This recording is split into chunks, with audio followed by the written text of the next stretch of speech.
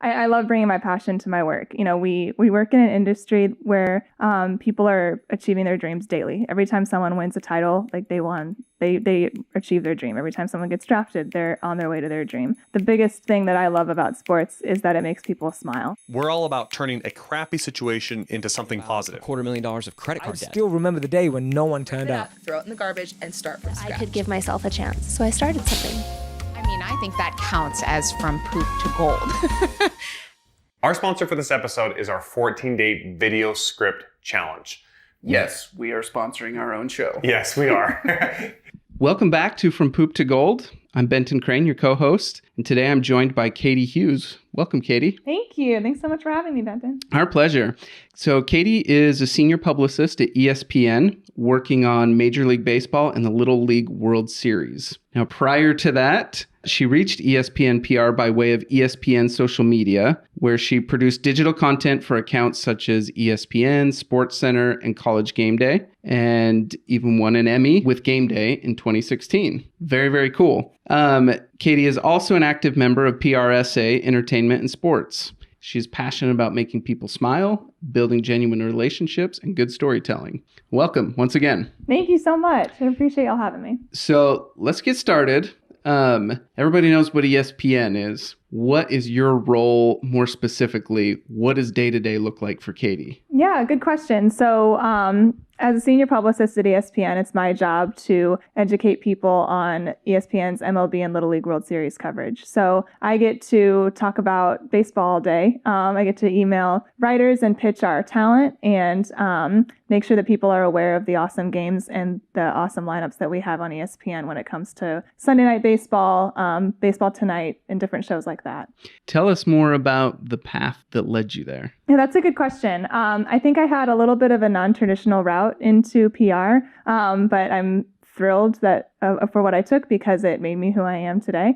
I worked really hard in college. I was that super involved student that was involved in everything. And through that, I joined PRSSA for students and met a lot of awesome people. And I'm the kind of person that always wanted to work for a brand that I could really get behind. And getting involved in PRSSA and getting involved at work in Auburn Athletics, working in communications over there, I decided I wanted to do sports full time. And so I figured I would just shoot for the top. And what's better than shooting for the top than going for ESPN? And so I had an awesome Disney professional internship going into senior year at ESPN in the social media department. And I loved that team. I loved creating content with them. I loved just the work culture was really exciting to come to work every day and, make funny memes about sports or make hit content that makes our fans smarter. And I really enjoyed getting to do that every single day. So I went back to college, grinded for senior year, and by graduation, I had a job in ESPN's CAP program, which is a content associate program. It's kind of that entry-level PA cutting highlights kind of thing. My first job at ESPN was carrying tapes from a basement to be ingested onto a digital server. So I was, running around in a little pencil skirt and heels and carrying, a big handful of huge tapes. So I did that for a few months and then moved back into social media and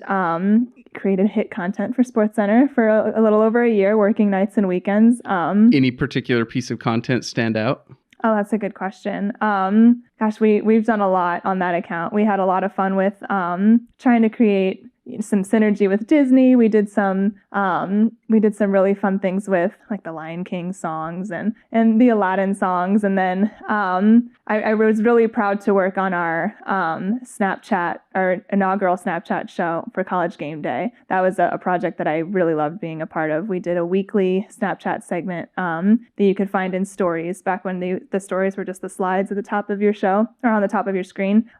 We produced a weekly College Game Day Snapchat show, and I loved being a part of that innovation and the challenge of creating a huge story around a big game and then condensing it to just a few minutes long. Being a part of that was an awesome experience. And then just clipping, big web gems at, Dodger games at 2 a.m. I had a lot of fun with that on behalf of the Sports Center team. I was also a part of the launch of Scott Van Pelt's Midnight Sports Center. I was the first social media person on that show, and I really, really had a good time with that. It's just an awesome group of people. It's an awesome show, and it never bothered me when it was midnight. We would always just say we're not tired yet. Now, specifically, what was kind of your role in creating that content for social? Yeah.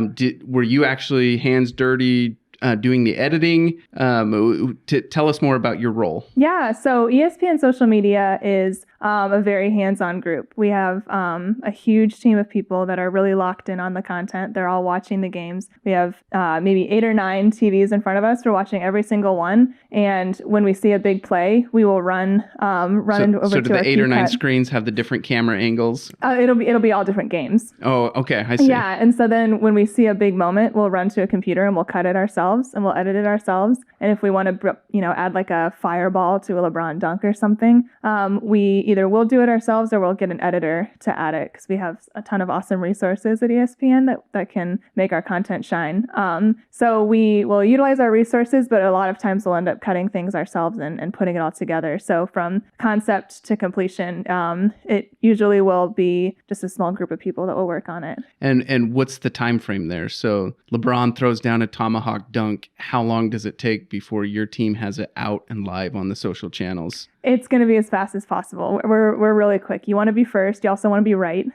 So we really value that. We'll make sure that we have the highest quality clip, so anyone can take the in and out of the dunk and post it. So what we want to do is try and make it shine, and do something a little bit different with it. But we will usually have it out pretty quick. It's probably I don't want to put a specific time on it. Depends on what you do with it. But we'll be one of the first ones out there. But are we talking minutes, hours, just days? Minutes. Yeah. Minutes. If it's over 15 minutes or so, you're probably being a little slow. So the speed is insane. The passion is insane. There's a lot of shouting. Everyone's laughing. It's a really cool work environment for sure. So I imagine evenings and weekends are crunch time for your team. Oh yeah. They're that's the life. And we had so much fun working nights and weekends. Everyone's running around, like I said, and if Conor McGregor is fighting, we're everyone's locked in on that, and we're all just shouting and screaming, just like all of the fans, because you've just got a bunch of sports fans in the room that are trying to figure out how we can share our passion with our followers. Now, you mentioned you want to be fast, but you want to get it right. Mm-hmm. Do you have any situations where you didn't get it right and then you had to kind of fix the situation or whatever? We have a really in-depth, we call it back reading system. So it's it doesn't often happen that we're going to have something like that. Occasionally, we'll put something out and it'll have to be corrected, but it's a very in-depth system. We have a news desk that follows everything. ESPN really prides itself in making sure that we are putting out the right content, and we're very rarely going to put out something that we're not. So extremely rare. What would an example be of what would constitute not right content, right? Like if it happened, it happened. So you've got some stat, and sometimes a stat might be incorrect. You'll realize a call was taken back after a game or something, and you'll have to. So maybe a play didn't count or something like that. Yeah, something like that. Where and then when that kind of stuff happens, we'll correct it as soon as possible. Makes sense. We're not going to put something out that we're not positive is right. So ESPN is the leader in that space, and we're not going to put out anything that we're not positive is correct. So and if it does happen, we'll correct it immediately. Awesome. Very, very cool. Okay. So you had your path to ESPN. Now you're there. Where does the passion come from now? Like what makes you so excited to show up on Monday morning when the rest of America is like desperate for their coffee to get themselves through the day? That's a good question. I love bringing my passion to my work. We work in an industry where people are achieving their dreams daily. Every time someone wins a title, like they achieve their dream. Every time someone gets drafted, they're on their way to their dream. The biggest thing that I love about sports is that it makes people smile. You get to take part in someone achieving a huge goal, and then therefore inspiring others to achieve their goals too. So by coming to work every day, that I know that I'm taking part in bringing someone closer to achieving an awesome goal, and I'm telling the story of people that have achieved their goals too. Awesome. What tips or pieces of advice would you give to our listeners on achieving goals? I mean, you have to be realistic, make sure that you're working on something that is reachable. I know that I'm not going to be a movie star, so I'm not going to, run out to LA and out of nowhere as a PR publicist and try and become a movie star. So, but I do know that I know what my gifts and my talents are. My gift is talking to people. My gift is building good relationships, and PR is a good field for that. So know yourself and be realistic in where your talents can get you, and then run after them and really do as much as you can. As far as involvement goes, if you're a college student, get super involved. If you're out of college, join some associations or, groups that will help you learn more and drive you towards your goals too. And then once you figure out what your goal is, or even if you don't know what your goal is, find something that's going to help you grow and going to help you learn. And then through that, pick your top of the mountain and don't forget about it. And if you're suffering through a long day in your in-between job, just know your why. What is your why? My why is making people smile. And I love that I get to do that through talking about sports. Awesome. So the podcast, of course, is called From Poop to Gold. Can you tell us about a situation in your life where you took a really hard, maybe a crappy situation, and you turned it into something amazing? Yeah, that's a good question. Love the name of the podcast. Thank you. I got a real kick out of, hey mom, I'm going on a podcast this weekend. It's called From Poop to Gold, and it's like, oh, we don't use that word in this house. Don't worry, it's a safe place here. So we, I guess that's a good question. My situation would probably be, I think it's a situation that's so relatable. You're a college kid, you're a woman in a male-dominated industry. You're trying to figure out what you want to be and how you're going to shine. And coming into ESPN as the young college kid, it's full of college kids. ESPN's an awesome place and a super welcoming place for people that are looking to achieve their goals. But you just have to make sure that you're grinding and that you're keeping your head down and focusing on your work, and you're going to grow with the company. And ESPN's super supportive to help kids grow. And so I think, by kids I mean young adults. And so as a young adult in the big company, I really learned a lot, and I was super nervous going in. I have imposter syndrome. I'm like, they're going to find out that I'm not meant to be here, and I really don't know if I'm supposed to be here. I think I'm just going to get sent home. I'm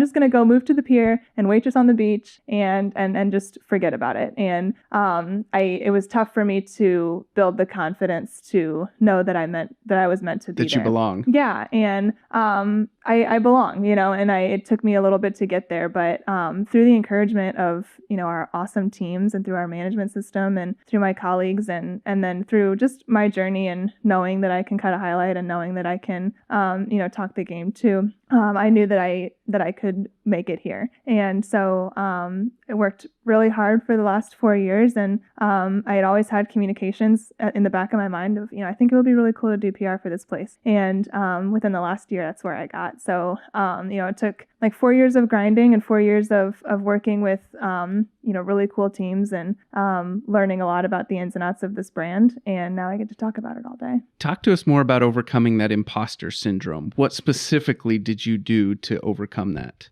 That's another good question. I just had to remind myself, you've really worked for this, and you can speak up in meetings. People like to hear what you have to say. Just like you like to hear what others have to say. You're adding more to the conversation by being present. And it was just a lot of constant reminders of trying to do one thing a day that made me uncomfortable, because when you're uncomfortable, you're growing. And so it would be speaking up in a meeting or giving a take on a certain play, and trying to find my voice and find where I fit in the group. And I definitely found myself gaining a little bit more confidence as people would agree with what I had to say, would say, let's dive into this a little more. And then also challenging ideas too. If someone said something that, we should do this with a highlight, and then I had another idea, I had to, be comfortable with myself to voice, what if we did this instead? And people like it when you try and help the whole group grow. And if that's in another direction, that's okay. And you can say, let's go in this direction instead and work as a team to achieve your goal.